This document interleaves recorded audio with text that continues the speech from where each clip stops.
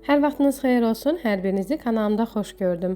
Bugünkü videomda sizlərlə diş tortunun hazırlanmasını və üzərinin bəzədilməsini paylaşıram. Biskvit üçün 10 ədəd yumurtanın üzərinə 1 çimdik duz əlavə edirəm və mikserlə 5 dəqiqə qarışdırıram. Köpüklənib artan yumurtanın üzərinə 1 stəkan yarım şəkər tozu əlavə edirəm və mikserin maksimal sürətində ağarıb artana qədər qarışdırıram. İndi isə unlu qarışığı hazırlayıram. Bunun üçün ələyin içərisinə bir dolu, digər stəkanın isə başından bir barmaq əksik olmaqla un əlavə edirəm və ələkdən keçirirəm. Həmçinin unlu qarışığın üzərinə bir dolu xörək qaşığı qarğıdalı nişastası, 1 paket vanil və 1 paket qabartma tozu ələyirəm. Gördüyünüz kimi yumurta və şəkər tozu çox gözəl ağarıb və qabarıb. İndi isə mikseri söndürürəm.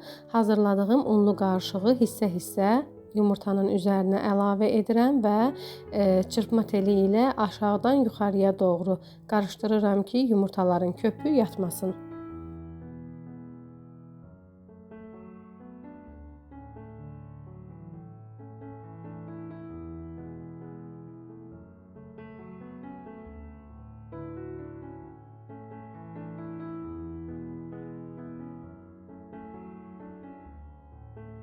Soba listinin içərisinə dəmir folqa, üzərindən isə yağlı kağız sərmişəm. Gördüyünüz kimi hündürlüyü 10 sm olan dəmir halqanı həmin qabın içərisinə yerləşdirirəm və kənarlarını bükürəm.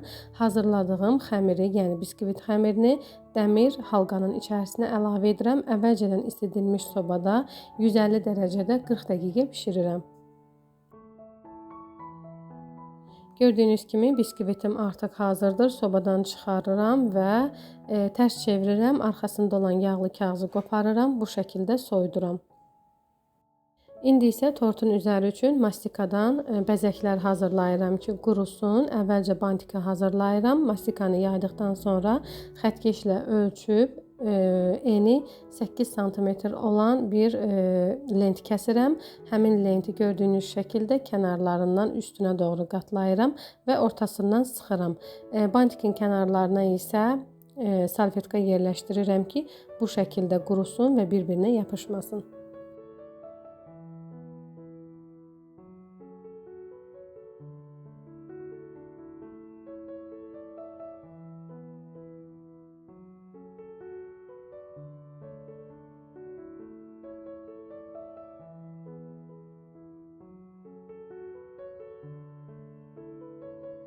İndi isə tortun üzərinə ad yazmaq üçün lövhə hazırlayıram. Bunun üçün mastikanı gördüyünüz kimi yaymışam. Ölçüsü ən böyük olan dairə formasında kəsmə aləti var. Həmin kəsmə alətini əlimin içərisinə biraz sıxıram və oval formada edirəm. Və mastikanın üzərinə yerləşdirib o şəkildə kəsirəm ki, hazır olan lövhə də oval formada olsun. Bundan əvvəlki kəsmə alətindən biraz kiçik ölçüdə kəsmə aləti götürürəm. Eyni qayda ilə əlimin içərisində oval formada tuturam və ağ mastikadan da eyni qaydada oval lövhə kəsirəm. Digər mastikanın üzərinə yerləşdirirəm. Lövhənin kənarı üçün gördüyünüz şəkildə mastikanı uzunsov formada yayıram və mastikanın üzərinə hamarlamaq üçün ütü deyilən alət var. Həmin alətlə hamarlayıram ki, heç bir yerində əyrilik olmasın. Hazır olan kantı da lövhənin kənarına gördüyünüz şəkildə düzürəm.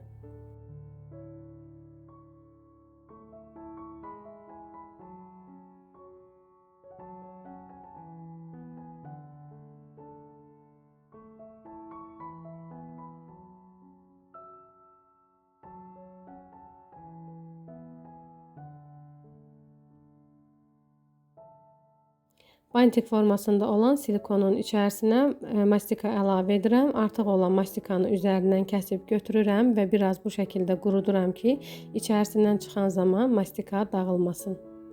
Tortun üzəri üçün mastikadan gül hazırlayıram. Bunun üçün bənövşəyi mastikanı əlimin içərisinə gördüyünüz kimi şariklər hazırlamışam və silikonun arasına qoyub üzərindən sıxıram. Bu şəkildə güllər alınır.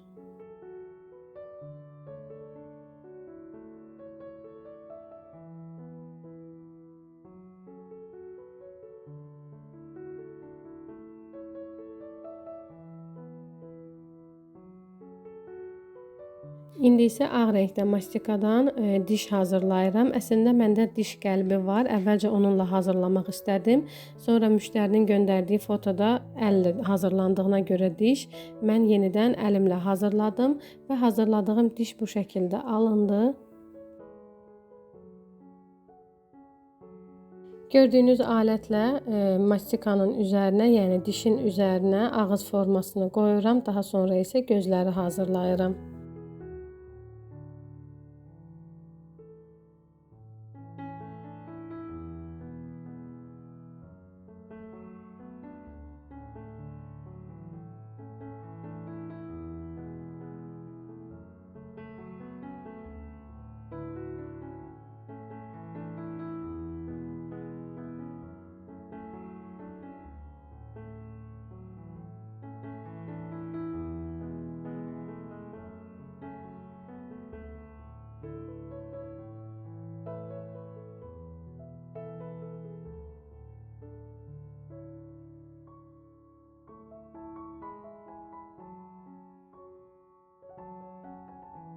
Dişin üzərinə gördüyünüz kimi göz və qaş qoyuram və bu şəkildə qoyuram bir kənara ki, qurusun. Gördüyünüz kimi biskvit artıq soyuyub, kənarlarından bıçaqla kəsib qəlbin içərisindən çıxarıram. Nəzərinizə çatdırım ki, biskvitin ölçüsü 26 sm-dir.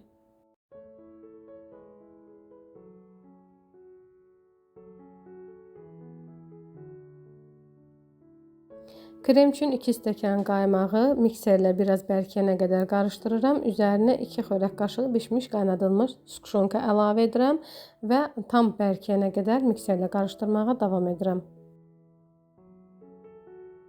İndi isə tortu yığıram. Bunun üçün kəsdiyim korjlardan birini qəlbin içərisinə yerləşdirirəm. Üzərini əvvəlcədən hazırlayıb soyutduğum siropla nəmləndirirəm. Üzərinə krem əlavə edirəm və damla şokolad əlavə edib, üzərindən isə karamel sosu əlavə edirəm.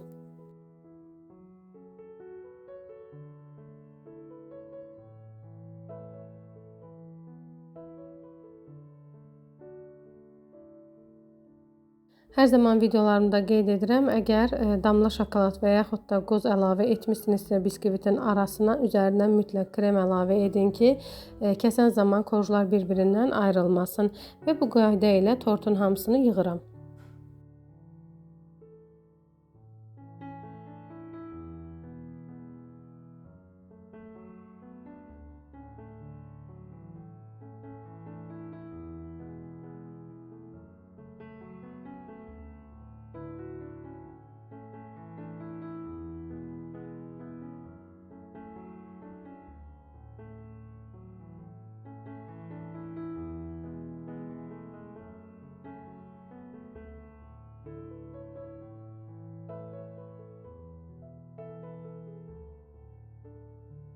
Ən üst korju yerləşdirib üzərini nəmləndirdikdən sonra artıq qalan kremi tortun üzərinə gördüyünüz şəkildə çəkirəm və üzərinə hamarlayıram.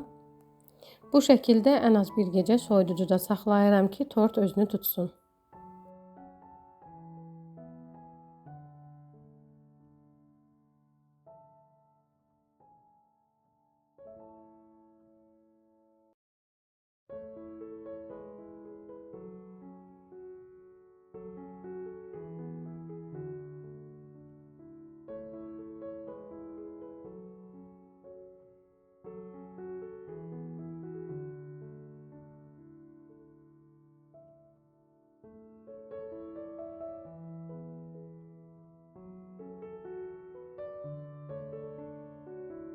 Bir stəkan qaymağı mikserlə qarışdırıram və bərkiyənə yaxın içərisinə çox az qırmızı quru boya əlavə edirəm. Daha sonra qənadı torbasına yerləşdirirəm və gördüyünüz şəkildə tortun üzərini bu şəkildə çəkirəm, daha sonra hamarlayıram.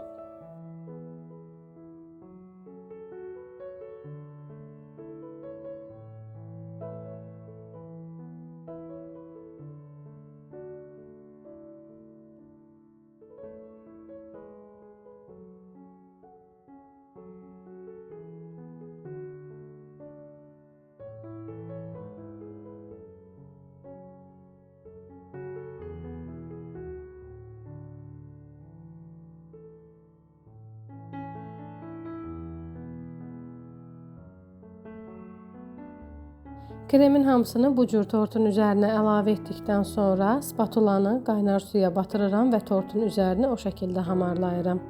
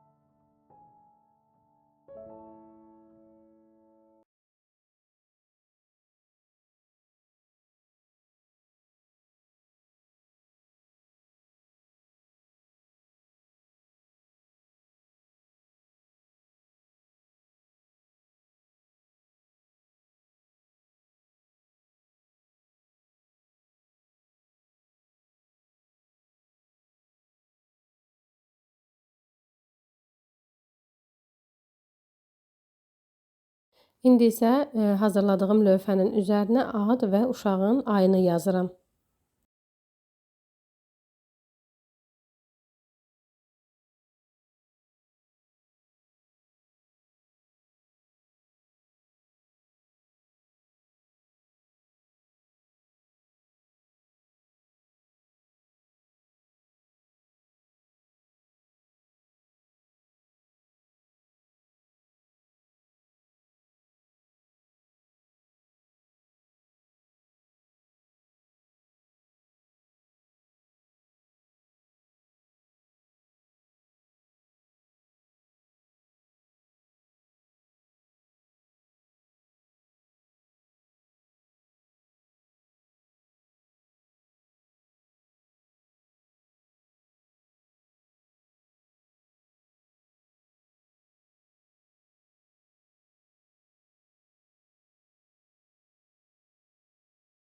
Tortun üzərini tam şəkildə hamarladıqdan sonra isə yarım saat soyuducuda gözlədirəm. Daha sonra isə mastikadan hazırladığım bəzəkləri tortun üzərinə yerləşdirirəm.